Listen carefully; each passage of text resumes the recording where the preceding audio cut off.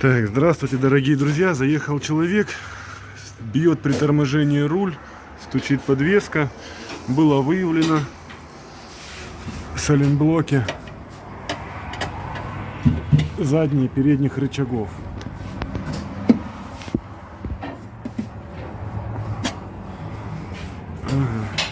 Сейчас будем снимать колесо и покажу дальнейшее действие. Так вот, сняли мы, колесо. Вот он, наш сайлентблок. Ну, пока не видно. Потом буду показывать. Откручиваю вот этот болт. Так, открутили мы колесо. Вот он, виновник торжества наш, сайлентблок. Для того, чтобы его поменять, нам необходимо снять рычаг, выпрессовать его и запрессовать. Это мы будем откручивать задний сайлентблок переднего рычага, передний сайлентблок переднего рычага, рулевой наконечник и шаровую.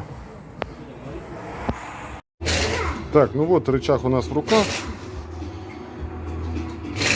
Вот он, сайлентблок вообще отрыгнул. С этой стороны вообще красавчик.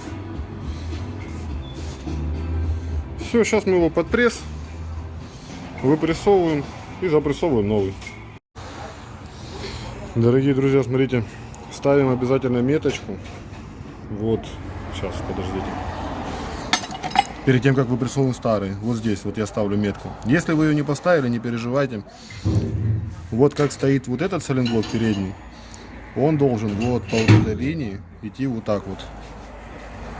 Как будто болт такой длинный проходит. Вот так работает сайлентблок, этот по-другому.